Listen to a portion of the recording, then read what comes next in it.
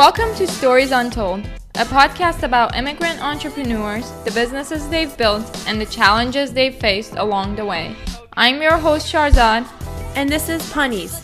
Each week, we sit down with entrepreneurs from different backgrounds and talk about how they build their companies from ideation to execution. Our goal is to inspire, empower, and help you take your idea to the next stage.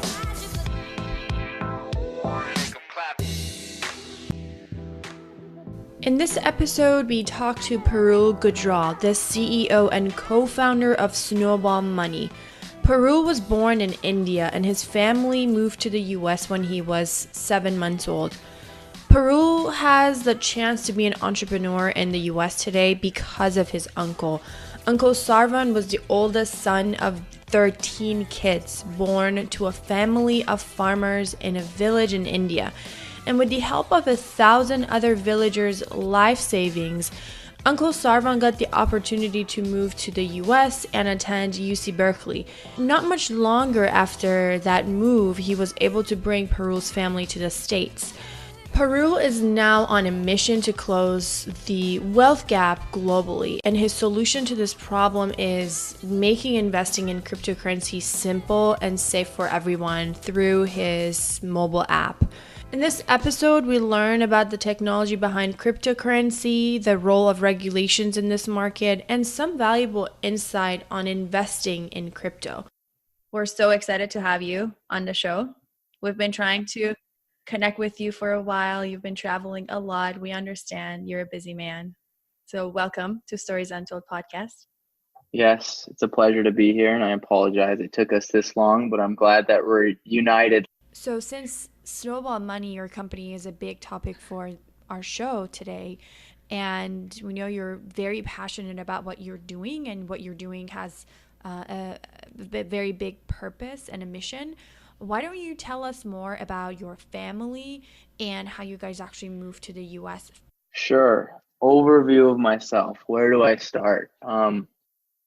Perhaps we can start with the inspiration of my company, Snowball, because I know this talk is mainly on entrepreneurship, and so my company was inspired by my uncle, who's also the root of why my family has come to the United States. My uncle, he was born and raised in a small village outside of Chandigarh in India, and he was the oldest of 13. And so him and his family for generations had been farmers in a small farming village. And as the oldest of 13, he had a lot of responsibilities. He was also thought to be the child prodigy of the village. And so Uncle Sarvan had, this grandiose vision of what was possible. He decided to, in football, we call this throwing a Hail Mary, and he applied to UC Berkeley. Remember, this is a small villager in India, oldest of 13. I think he was around 21 years old of age. And lo and behold, he got into UC Berkeley. And when he got into UC Berkeley, it was a dream come true. But frankly speaking, the disposable income of a villager boy or a family of 13 who's been farming is not even close to being a substantial cost of tuition, let alone traveling, leaving everyone behind, going through the visa process, sponsorship, etc. And so 1,000 villagers gave their life savings to my uncle to come to UC Berkeley. And so in that time, my uncle had just recently got married. And so when he just got married and he came to UC Berkeley and he started an internship because he had to work to be able to continue to afford to not only pay for tuition, but pay for rent. And also he wanted to send some money back home to family. And so this internship was at what is now amongst the most prestigious water engineering companies on the whole West Coast. And this internship turned into a full-time job. And fast forward to about 5 years ago, he retired from that very same company. And so my uncle brought my family here, and he also was the inspiration of my company. And I remember asking him one peculiar day, Uncle, why don't you spend money on dinner? Treat yourself every once in a while. And he told me, Beta, which means son in Hindi. He's like, why would I spend a couple $100 on dinner when I could feed a whole village? And so Uncle Sarvan not only took care of like our family by bringing them over here to the States. I was born in India as well. But he took care of those 1,000 villagers. My uncle Sarvan was also, what I noticed, extremely risk adverse, especially in his investments. And so I don't know if you've heard of CD bank accounts and Roth RIAs and government bonds. And when he's feeling particularly ambitious, he'll invest in an index of stocks. But because the stock market is potentially going to crash at some point and he's extremely risk adverse, he's usually in and out. So being someone who's extremely risk adverse, he asked me, amongst many other people in my family, how do I invest in Bitcoin? Bitcoin. I love it. And I was like, Uncle, I think you mean Bitcoin. And it really went to like, what other tokens or coins should I buy? And how do I invest in a portfolio, which is what inspired my company. Not to get into politics because this show is not about politics, but I mean, right now what's happening is immigrants are kind of being pushed out and they're not being really welcomed, but it obviously shows that one person can not only change their own future, but they can change the future of thousands of other people by being given this opportunity. And this is a great example of what your uncle was able to get into one of the most prestigious schools in America and change his future, change his family's future. And now look at you, you're doing amazing things. And it probably wouldn't have been possible if he didn't get into UC Berkeley. It's mind-boggling how everything is interconnected, and one piece of the chain could be the strongest that changes everything for the best or better, and one piece of the chain could also reverse everything. Parul, you mentioned that you were born in India. How old were you when you moved here? Do you have any memories of living in India? I know exactly what you're thinking right now. You're thinking of the beginning scene of Slumdog Millionaire. So I was born in New Delhi, but I moved here when I was, I think, between 6 or 8 months of age. Does it even count? I would say yes, because I had to be naturalized in 7th grade, which was a very interesting experience in itself. But I've been very fortunate my whole life to have the unique opportunity to constantly travel, specifically back to India for 2-3 months at a time. And before this, I was a VP at a company called Engineer.ai. Their corporate office, where all the engineering sat, was based out of Gurgaon, which is just south of Delhi. And so I had the opportunity to continue to spend a lot of time there over the last few years. But I think it's absolutely vital for people to travel, because you don't know what you don't know what it means to be your own culture until you see through a foreign lens. Humans in general, since the advent of humanity, we have been a species that migrates, right? And if you believe in evolution, etc., from we were Australopithecine to Homo habilis, Homo erectus, Homo sapiens, etc., we've migrated and traveled, just like folks are migrating out of Syria. And why do people travel and why do people migrate?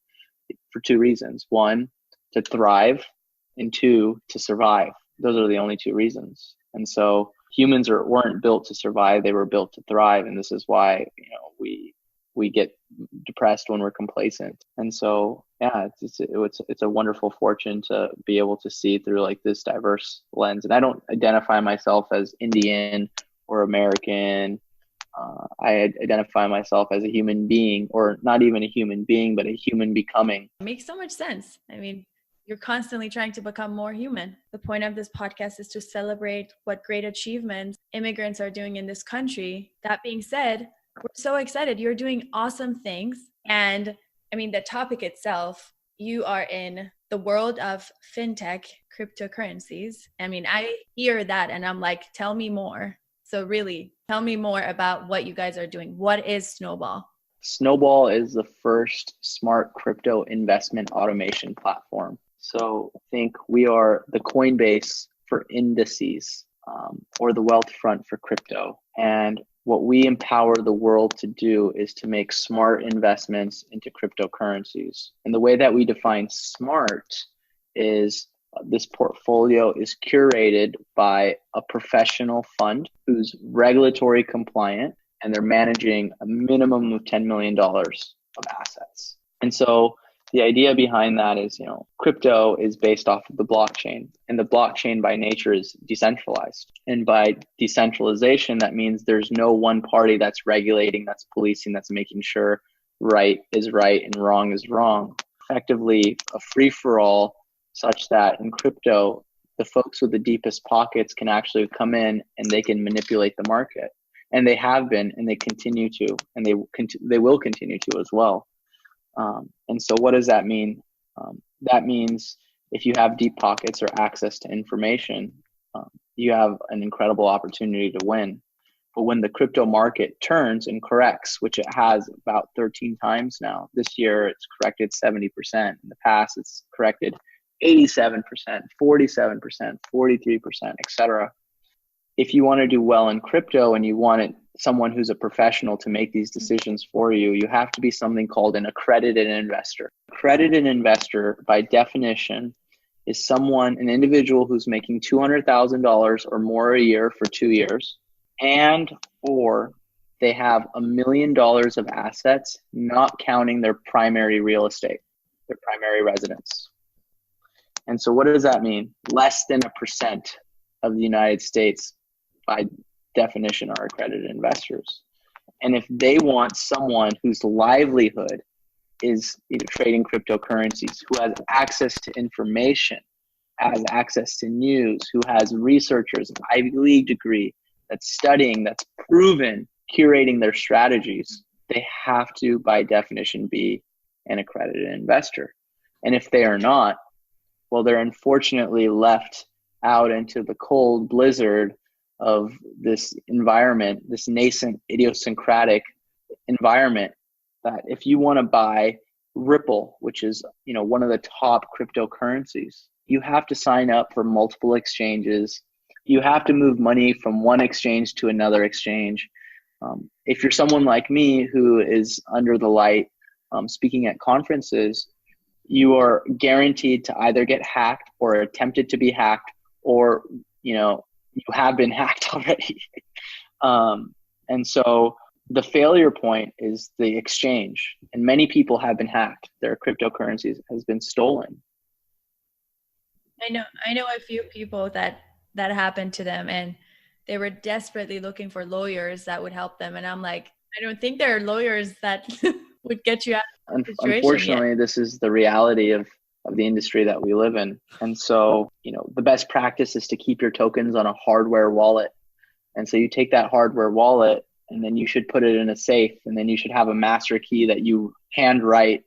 And literally, I was advised that the best practice is to take the key and to put it in your auntie's house in the back of a picture, because she's likely to never throw away, a photo album, but could donate everything else. By the way, that's not what I did, all you hackers that are listening in. I actually am one of those people who haven't invested in crypto yet, because I would want to completely understand if I'm investing in something. So can you explain in the simplest form possible, first off, what is blockchain technology? And secondly, I have a follow-up question on what you were saying about how people with deeper pockets have the upper hand in the crypto market specifically. I wanted to see if you have like some sort of, technical explanation so that everyone understands what's going on. Sure. So first question, what is blockchain? Are you folks familiar with eBay? Yes, of course. So in eBay, two parties come together and they transact, right? Regardless of where they are in the world. eBay is the centralized power that allows these two people to transact. Now imagine you're able to transact with someone anywhere in the world without eBay being the middle person. The middle person is actually a network of computers that use cryptography to facilitate all the transactions. And that's what the blockchain is in short. And so in theory, you can transact with someone in a way which is a trustworthy way in a trustless world, which is documented on the blockchain, it's covered by cryptography, and it works. And so traditionally, if you want to move money around, you have to go. Your government needs to know about it. The bank needs to know about it. There's astronomical fees. But the blockchain technology and the use case of cryptocurrencies allows you to do that. As a matter of fact, recently, I think there was like $100 million that were transferred for 99 cents. Right. And the reason why it's so safe, it's because every computer in this network has a ledger, has the history of what exactly was added, subscribed, where it was moved, correct? Exactly. So think of it as one gargantuan ledger, which all of these computers are continuously updating. Every time there's a transaction, all of these computers are updated with this information. And so it's constantly updating, and it's utilizing cryptography to keep it encrypted. And so which computers are used to facilitate the transaction is done via cryptography, and the computers that are chosen are incentivized because then they get a commission. And so, having your computer chosen is somewhat arbitrary, and it gets a bit more meticulous from there, but just extremely high level. It's a way for peer-to-peer transactions without a centralized party. Okay. And I don't know if you remember, my second question was on what's the reason behind basically people with more money, people with more influence having the upper hand in this market? Sure. So regulation is a very good thing. And I want to start by saying that. And the regulators exist to protect the people, and they exist to protect the people from scam, from fraud, and also from themselves. And so, what we've seen in this environment, I think 40% of companies post ICO ran out of money, right? 50% of them disappeared. And so you're left with, and don't quote me on these statistics exactly, but I think that's what the range is approximately. So you have 10% of folks that either have the business acumen or are trying to do the right thing. And out of that, 1% or less actually have a product that's built, that's delivering, which is growing, that has acquiring users. And so the net result of it is the market corrects and realizes that this is all based off of hype and FOMO. And so as a net result, many people who don't have very much of a disposable income lost their shirt when the market corrected. And so regulation exists to protect these people from these scammers, these fraudsters. This stuff is pretty new, so I feel like a lot of folks, including myself, when they hear cryptocurrency, just automatically they assume it's a scam, or it's hard to digest it if you don't know the functionalities of it, or as you said, information. It's so spread out that where do you even start to go? Extremely risky, research? Extremely volatile. And so I would say, the question really comes what about the widows and what about the orphans?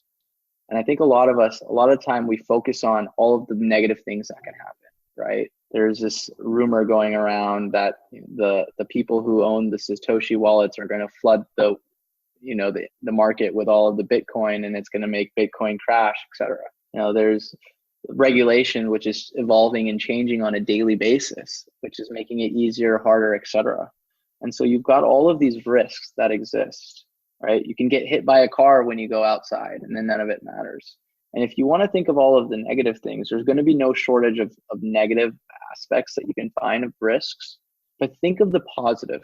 Think of what could happen. And I'm not giving any investment advice. I want to make that very clear. But I do want to share some notable statistics that have made people curious about this asset class and curious enough to want to invest in it.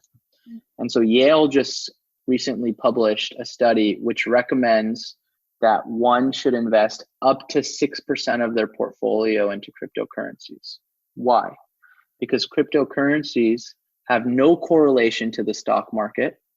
They have no correlation to bonds. They have no correlation to gold. They have no correlation to real estate. So you effectively have risk-adjusted return.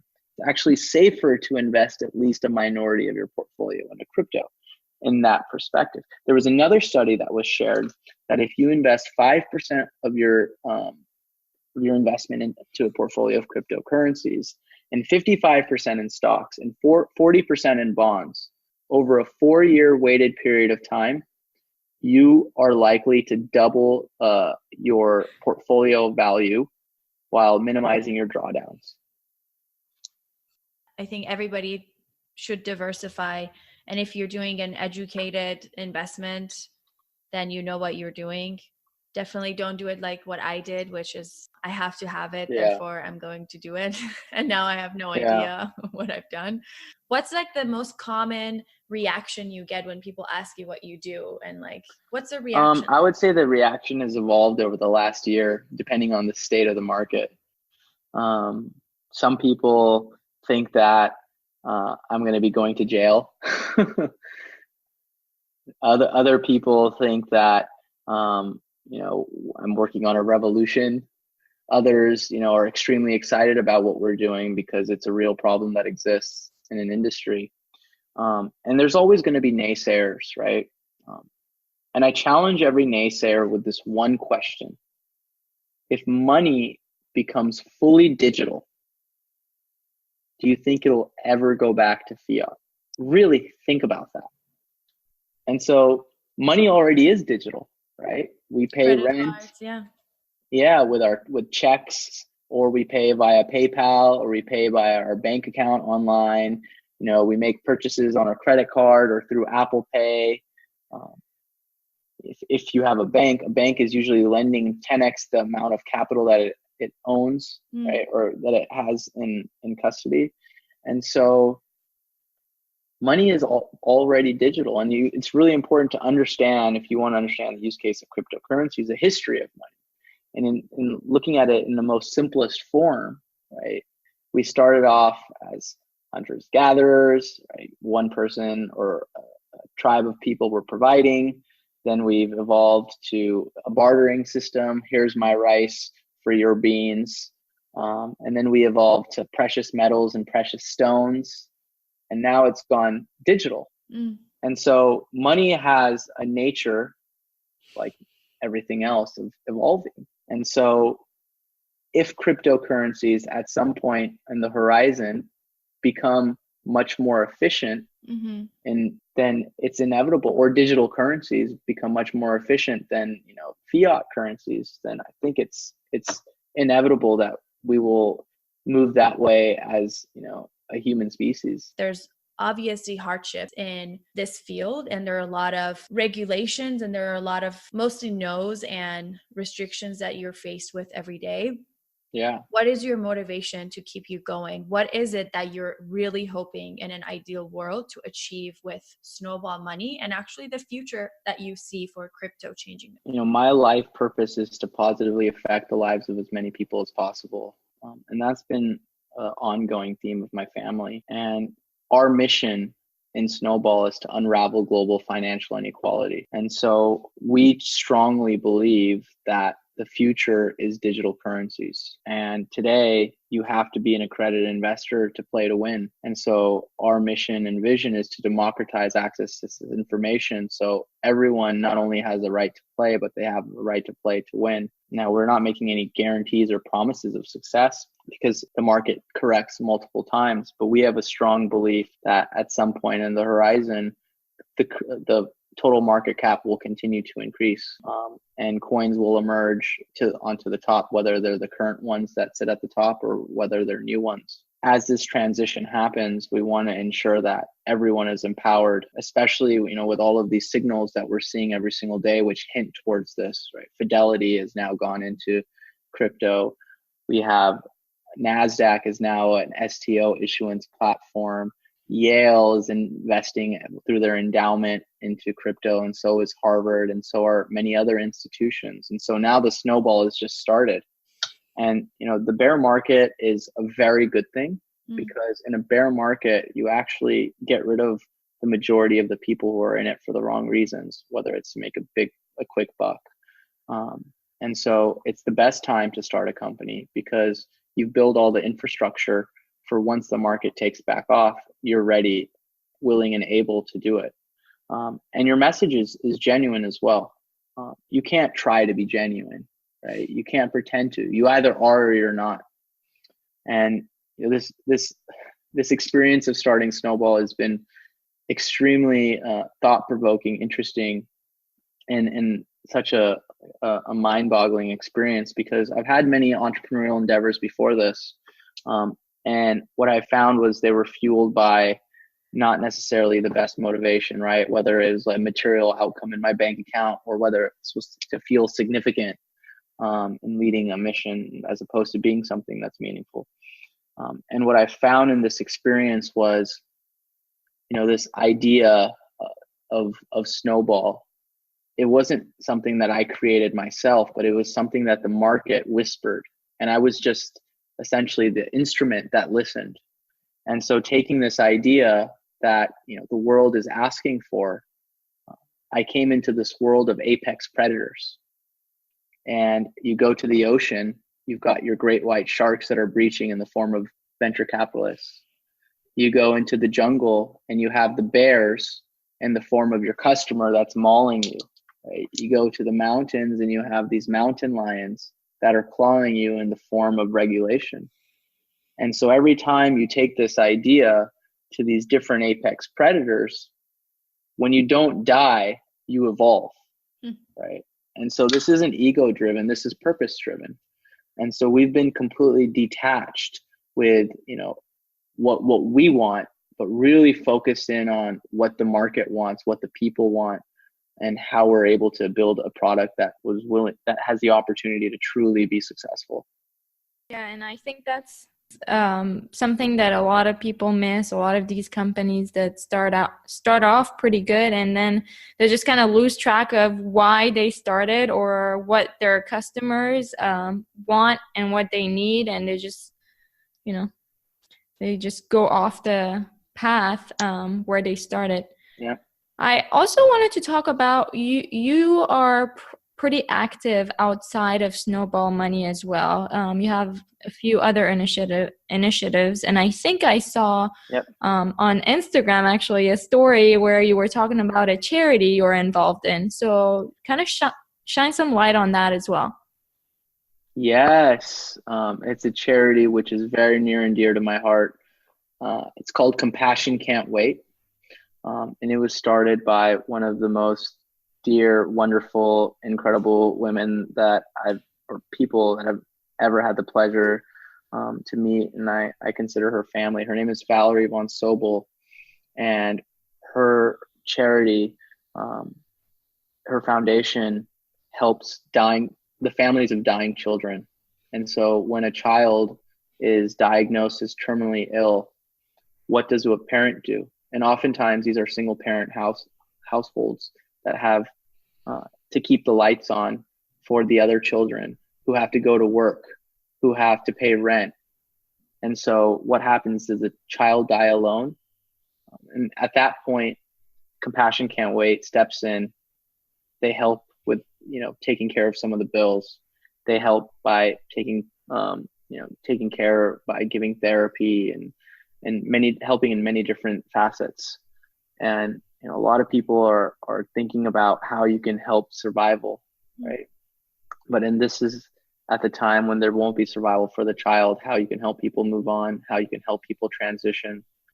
I love that you're doing that. And if it's okay with you, we'll go ahead and share the links in our notes as well. So our audience, if it resonates with them, they can also contribute and help the causes. I think we certainly love it, and I'm sure there are a lot of people out there that also love that too. Let's talk a little bit more about the business side of things. You've had a few other ventures where you played the role of an entrepreneur. You've been in the business world, but what is it that you love waking up in the morning to as an entrepreneur, and what are some of the things that you would rather not do, but you kind of still have to do it?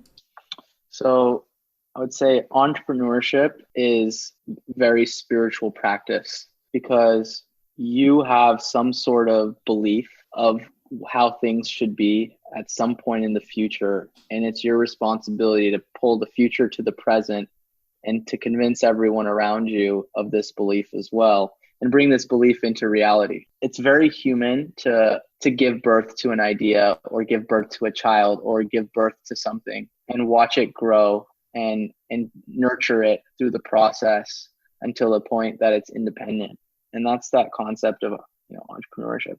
And I think Silicon Valley talks about like purpose and in many cases they abuse it. So I hope this won't be taken as cheesy advice, but I think that like entrepreneurship has its highs, it has its lows. It's extremely lonely. There's madness 24/7, and the highs are so high and the lows are so low. But if you're driven by your purpose, and this is what I learned over time, that when the lows are extremely low, you're not pushing yourself out. You're being pulled out of the hole, because it's not about you. It never was. It's about something bigger than you. And so you have no choice but to persevere.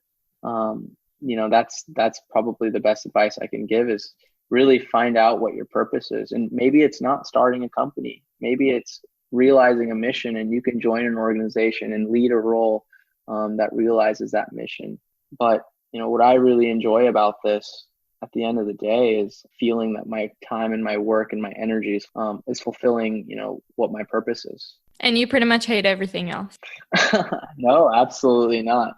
See, a lot of people focus on negative things in life, right? And while the world can be dark and gray, and right, you can focus on the positive things, because where focus goes, energy flows. And so you can only love once you love yourself. And the best way to love yourself is to follow your dreams and your passions. And you have to let go of the fat and focus on the things that are empowering. And so this is why you'll find that most entrepreneurs are reading up to 50 books a year, maybe more. Most entrepreneurs don't watch TV or the news, right? They'll read strategically, because what you're doing is you're filtering what's coming in and what's coming out.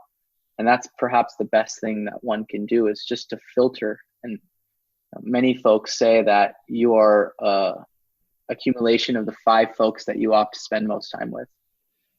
And so I learn from my dog very often. Frankly speaking, I don't spend very much time with him because I'm always on the road. But I remember a specific memory, which was a great lesson in itself, is, we were walking and I accidentally kicked him. And what would a human being do? They would push you and they would get angry and say, "Why did you kick me? What is wrong with you?" But he looked at me with love and said, in his eyes, he's like, "I know you didn't do that on purpose. I love you." Right? And so there's so many lessons that we take, and surround yourself with people that are helping you climb and realize your mission. You probably have to be really picky about who joins your company and your. Oh yeah. So tell me a lot about that process. How are you finding people? How are you bringing them on? Tell us about how you're building the team, and what are you looking for? Sure. Well, I can tell you that I've had many failures before I've had a few successes. And so this whole idea of interviewing, I think it's just conceptually broken. You spend 30 minutes to an hour to try to dissect as much information from someone who's coming with a smile on their face and, with questions that they're prepared to answer or not answer. And based off of that, you're letting them into your tribe, into your clan, into your family, into the company that you're collectively building. And what I learned in many cases is the smartest person in the room wasn't the right culture fit. And they were the poisonous fish that was threatening the rest of the pond. And what I also learned was at the end of the day, there's different motivating factors for every single person. And I think traditional hiring psychology is carrots and sticks, right? You dangle the carrot in front in the form of a salary, in form of benefits, in form of equity, etc. You'll be able to get the best people. And while that makes sense, but how do you retain them? How do you keep them passionate? And so what we found is it really fundamentally comes down to purpose. And that is the most critical part of our interview process. And so I actually had 3 interviews today. And these folks that we interviewed, it was 2 engineers, and we had 0 engineering questions in the first interview. It was really getting to know the people fundamentally, what their purpose is, what motivates them, like sharing life experiences, which, they felt most alive, and sharing what our mission and our vision is and how we operate. And from there, right, if their purpose is in line and if they're a culture fit, then we go to expertise. And if their expertise matches what the needs are, then at that point, we talk about compensation. And what I can tell you is we've been very fortunate to be able to work with some of the brightest and sharpest minds, all former, successful entrepreneurs with exits. I mean, my co-founder, he was a hedge fund manager for 12 years. He was a founding member of a hedge fund and wrote the investment thesis. He started 2 companies exchanges after that. And him and I aren't taking a salary. And we both invested money. And so how can we afford, as an early stage startup, people with this type of technical acumen or expertise? And it comes down fundamentally to purpose, comes down to culture. And I see everyone as a piece on the chessboard, right? And everyone will have, their abilities. Whether they're a pawn, they can go straight. Whether they're a queen, they can go diagonal and straight. Or whether they're, a horse that can go, 1, 2.5, etc. It's really finding where people excel and then empowering them to do what they're very good at. So we asked this question from all our guests on this show. And the question is, tell us a phrase in your native language that has no direct translation to English, and try your best to describe it to us and our listeners. So I'm going to read this because I'm already going to butcher it.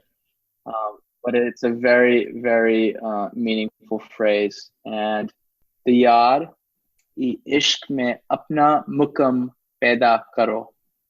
So all of you folks that speak my native tongue of Hindi, I'm sorry that I butchered that. But what it means is, in the place of what you love, create your own destiny. And I really love this quote because it reminds me of what Steve Jobs said at that Stanford commencement. Find what you love, right? Don't settle. Put that on repeat. I love it. Well, thank you again for meeting with us. And Absolutely. We really appreciate you sharing some of your wisdom with us and our listeners. Thanks again for chatting with us, and we wish you all the best.